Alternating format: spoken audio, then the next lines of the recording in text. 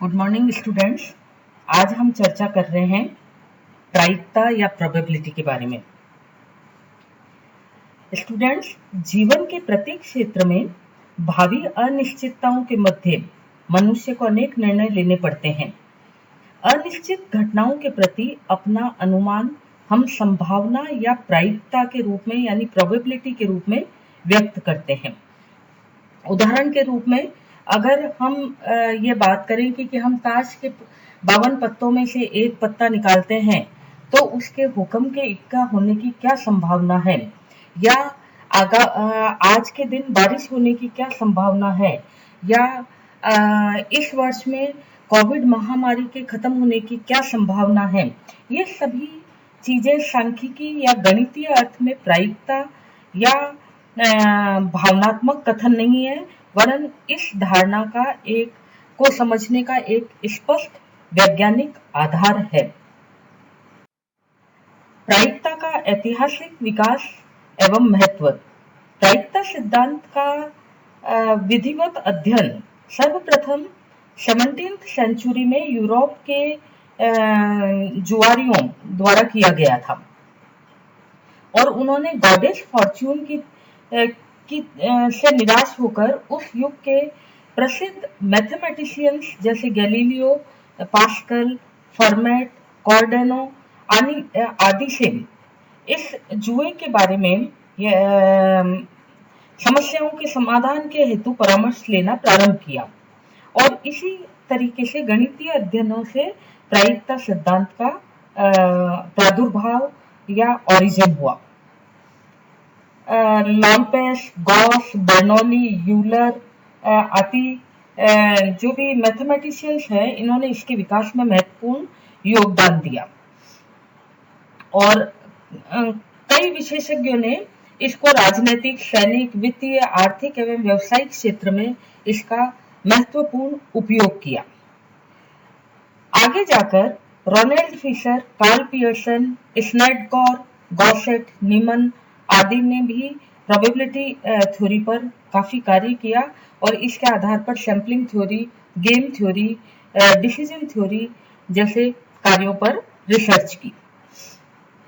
वर्तमान में इस प्रोबेबिलिटी का यूज केवल जुए, ताश खेलने इत्यादि तक ही सीमित नहीं है। वस्तुतः उन सभी क्षेत्रों में इस सिद्धांत का अधिक महत्व है जहां अनिश्चित घटनाएं होती है और भविष्य के लिए अनुमान लगाने आवश्यक होते हैं। सांख्यिकी आगमन और प्रतिचयन के आधार पर निकाले गए निष्कर्ष प्रायिकता के रूप में व्यक्त किए जाते हैं। आई रिपीट, सांख्यिकी आगमन और प्रतिचयन के आधार पर निकाले गए निर्णय प्रायिकता के रूप में व्यक्त किए जाते हैं, निश्चितता के रूप में नहीं।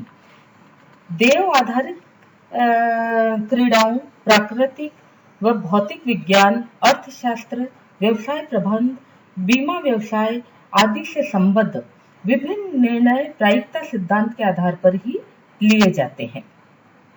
प्रायिकता का अर्थ एवं परिभाषा। सांख्यिकी में प्रायिकता का बहुत अधिक महत्व है, परंतु उसको परिभाषित करने के लिए विभिन्न विचारधाराएं हैं। अनुकूल घटनाओं का समान संभावना वाली समस्त घटनाओं के साथ अनुपात ही प्रायिकता है, ऐसा लाप्लेस ने बताया है। वास्तव में प्रायिकता किसी घटना के घटित होने या ना होने के संबंध में हमारी एक्सपेक्टेशन का मेजरमेंट है। सरल रूप में प्रायिकता को हम इस प्रकार व्याख्या कर सकते हैं: समान ढंग से घटित होने वाली अनेक घटनाओं में से किसी एक घटना के घटने की प्रायिकता उस घटना की अनुकूल परिस्थितियों की संख्या का समस्त प्रोबेबल परिस्थितियों की संख्या से अनुपात है। इसकी परिभाषा को हम दो प्रकार से दे सकते हैं। गणितीय परिभाषा: यदि कोई घटना m बार हो सकती है m और n बार नहीं हो सकती है और सभी समप्रायिक घटनाएं हैं, तो घटना के घटित होने की प्रायिकता m/m+n होगी और घटना के न घटित होने की प्रायिकता n/m+n होगी। घटना के घटित होने की स्थिति सफलता कहलाती है और उसे P से व्यक्त किया जाता है। घटना के न घटित होने की संभावना Q कहलाती है। इसलिए घटना के घटित होने की प्रायिकता और न घटित होने की प्रायिकता दोनों मिलकर निश्चितता कहलाती है। इस आधार पर P plus Q is equal to m/m+n plus n/m+n equals to 1 के बराबर होती है। यानी इस संबंध के आधार पर अगर हमें P ज्ञात हो तो Q और Q ज्ञात हो तो P का मान निकाल सकते हैं। P is equal to 1 minus Q and Q is equal to 1 minus P। गणितीय परिभाषा को लॉजिकली और क्लासिकल डेफिनेशन भी कहते हैं, परंतु इसकी कुछ सीमाएं हैं। परिभाषा में प्रयुक्त समप्रायिक शब्द अस्पष्ट है, यानी इक्वली लाइकली का अर्थ है समान संभावना वाली घटनाएं। प्रायिकता या संभाविता में वही शब्द का प्रयोग किया गया है जिसकी परिभाषा सर्कुलर रीजनिंग पर आधारित है। अनेक परिस्थितियों में घटनाएं समसंभावित नहीं होती है। यदि घटना के परिणाम अपरिमित और अनिश्चित हो तो उनकी गणना संभव नहीं है। सांख्यिकी के क्षेत्र में केवल तर्क पर आधारित प्रायिकता की धारणा का बहुत कम प्रयोग होता है। हम दूसरी परिभाषा की बात कर रहे हैं, सांख्यिकीय परिभाषा।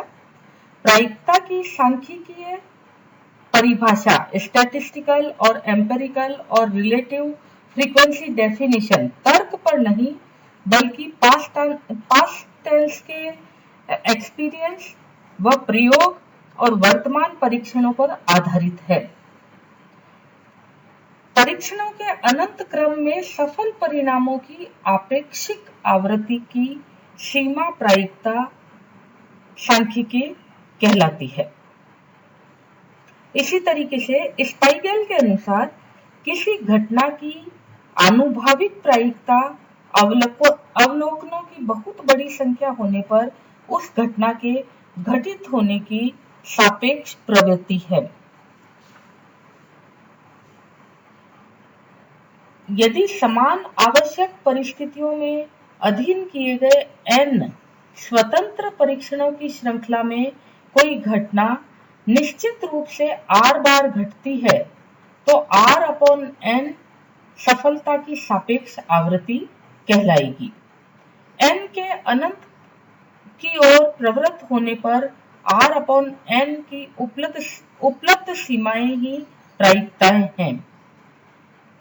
हम इसको सूत्र के रूप में कहें तो probability of A is equal to limit r/n in towards infinite n। इसकी भी कुछ सीमाएं हैं।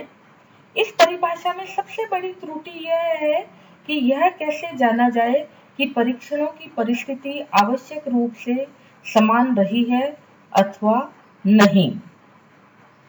और दूसरा, समस्त परीक्षणों की अनंत संख्या वस्तुतः एक सैद्धांतिक धारणा है। तीसरा, सांख्यिकीय प्रायिकता का माप परम शुद्ध नहीं होता। अनुभव व प्रयोग पर आधारित होने के कारण यह अनुमानतः ही सत्य होता है। प्रायिकता की सांख्यिकीय परिभाषा उसकी गणितीय परिभाषा का ही संशोधित रूप है। प्रायिकता मापदंड किसी घटना के घटित होने की प्रायिकता का माप यानी P 0 से लेकर 1 तक हो सकता है। क्रमचय और संचय परम्यूटेशन एंड कॉम्बिनेशन। प्रायिकता का माप ज्ञात करने के लिए घटना के घटित होने की अनुकूल परिस्थितियों की संख्या और उसकी कुल संख्या निश्चित करना आवश्यक है। इसके लिए आधारभूत प्रमेय क्रमचय और संचय के प्रारंभिक नियमों की जानकारी होना आवश्यक है। सबसे पहले हम बात कर रहे हैं आधारभूत प्रमेय या फंडामेंटल थ्योरम। यदि कोई घटना n1 तरीकों से घटती है और इस घटना के बाद दूसरी घटना n2 तरीकों से घटती है, तो दोनों घटनाओं के घटित होने के कुल तरीकों की संख्या n1 into n2 होगी। यह आधारभूत प्रमेय है जिसे 2 से अधिक घटनाओं पर भी लागू किया जा सकता है। क्रमचय या परम्यूटेशन निश्चित वस्तुओं का एक निर्धारित क्रम में विन्यास अरेंजमेंट क्रमचय कहलाता है। दूसरे शब्दों में परम्यूटेशन से हमारा तात्पर्य उन समस्त ऑर्डर से है जिनमें हमें दी हुई वस्तुओं को में से कुछ वस्तुओं या सभी वस्तुओं को एक साथ लेकर अरेंज करना है। जैसे हम 3 पुस्तक A, B और C को अगर अरेंज करते हैं तो उनको अरेंज करने के हमारे पास 6 तरीके हो सकते हैं। ABC, ACB, BAC, BCA, CAB, CBA। संचय या कॉम्बिनेशन क्रम को ध्यान में न रखते हुए निश्चित वस्तुओं के वर्ग या चयन ग्रुप्स या सिलेक्शंस उनको संचय कहते हैं। यानी संचय से हमारा तात्पर्य उन वर्गों या चुनावों से है जो दी हुई वस्तुओं n में से कुछ जिनको हम सेलेक्ट कर रहे हैं, R से रिप्रेजेंट कर रहे हैं, तो दी हुई वस्तुओं में से सभी को एक साथ लेने पर प्राप्त होते हैं। जैसे 4 पुस्तक A, B, C, D इनमें से 2-2 को लेकर हमको संचय बनाने हो तो वो संचय इस तरीके से बनेंगे AB, AC, AD, BC, BD, CD। इस तरीके से क्रमचय एवं संचय संबंधी जो सूत्र बनते हैं, यदि दी हुई वस्तुएं बहुत कम हो तो क्रमचय और संचय की संख्याएं सरलता से ज्ञात की जा सकती है, पर अधिक होने पर सूत्र की सहायता लेनी पड़ती है। n असमान वस्तुओं में से r वस्तुओं के क्रमचय और संचय हम इन सूत्रों से ज्ञात करेंगे। क्रमचय permutation P is equal to n PR is equal to n factorial upon n minus r factorial. और इसी तरीके से संचय यानी कॉम्बिनेशन को हम इस तरीके से ज्ञात करेंगे NCR is equal to n factorial upon n minus r factorial upon r factorial. क्रमचय संबंधी नियम